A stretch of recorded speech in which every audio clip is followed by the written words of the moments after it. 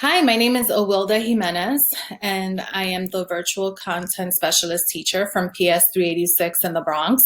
I'm producing this video clip in partnership with Maria Friedland from the Division of Multilingual Learners. Our goal is to support multilingual learners and English language learners in social studies during remote and blended instruction. The teacher-facing video you're going to see today will unpack the grade 4 social studies unit 3, the lesson from day 12. The platform that I'm using is Pear Deck. I just create my slides on Google Slides, and Pear Deck is approved by the Department of Education. It's an add-on. When you select it, you get this toolbar on the side where you can make your lesson interactive and engaging for students, which is very beneficial for our multilingual learners and English language learners.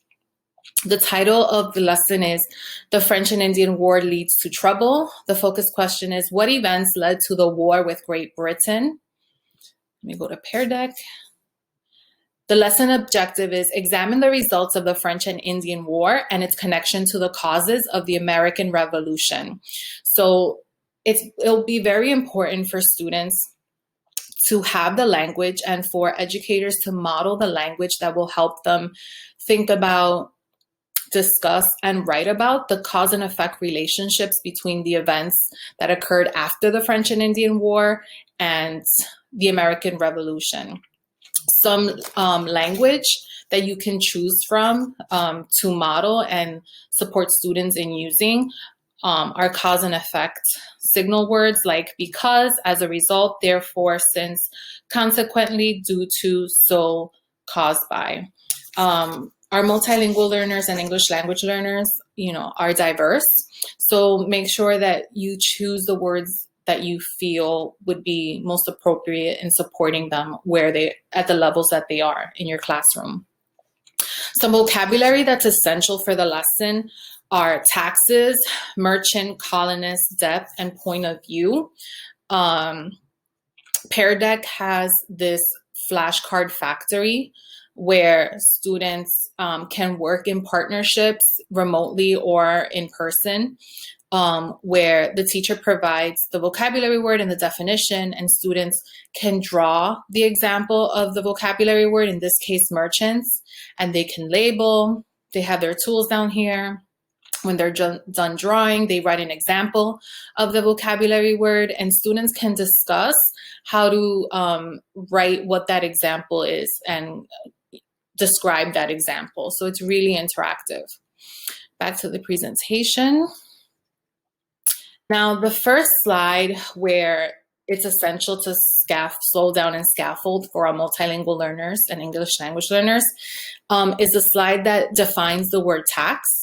The concept of taxation is essential for this lesson because the amount of taxes the Great Britain imposed on the colonists really forced the colonists to make a decision depending on what role they held in society, whether they agreed with the taxes or they didn't, and then later on caused the American Revolution. So here's the definition, and I included a picture of a McDonald's receipt, and I highlight that here's the total and here's the tax.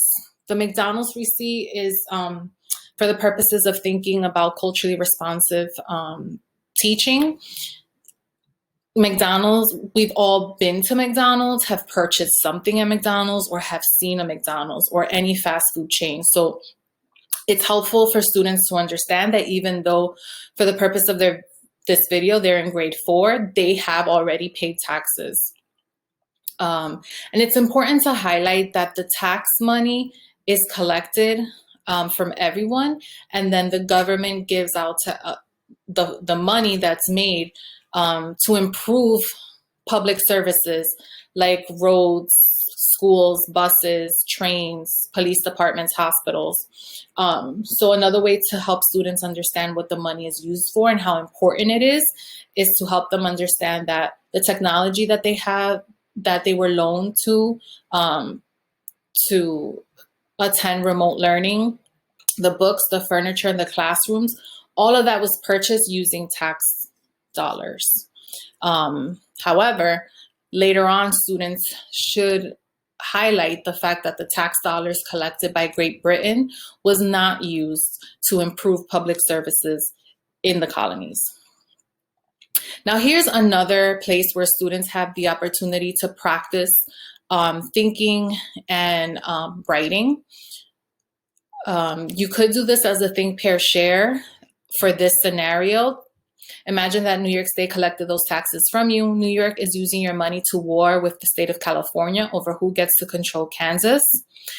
I included some language prompts that students can use to help them start thinking about how they would feel about this and what they would write.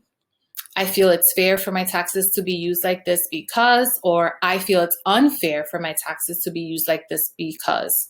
And on Pear Deck, they'll type their responses. They can also unmute their mics and just share if they want, but all the answers will be populated anonymously and displayed on the screen. It's an opportunity for the teacher to highlight one or two responses that are exemplars of writing, of, in this case, stop and jots. It's really helpful for multilingual learners and English language learners to see writing from their peers or writing from other multilingual learners or English language learners that exemplify great writing or attempts at great writing. Finally, this is the last slide within the introduction and model that I think is important to highlight and slow down. This is the slide where we can practice some of that cause and effect language to explain what happened. So I added an audio clip where I'm reading the paragraph and reading all of the acts that are listed on the timeline. And the activity that I explain on the audio for students to do is to show their understanding using the 5 W's. So students can drag on their screen. For example, on the audio, I say, drag the red circle near the words or phrases that show who this paragraph is about, right? Great Britain and France. Drag the purple star that shows what happens, right? They decided to tax the colonists. Where did this happen? Drag the green square, right? The colonies in North America. When did this happen? You can drag the yellow triangle to show where, when this happened, right? The timeline. And why this happened over here. And then once the students engage in this activity, they could spend some time putting it all, synthesizing or putting it all together and sharing the who, what, where, when, and why as they understand what happened after listening to the audio and doing this activity. So those are just some suggestions that could be really helpful for our multilingual learners and English language learners.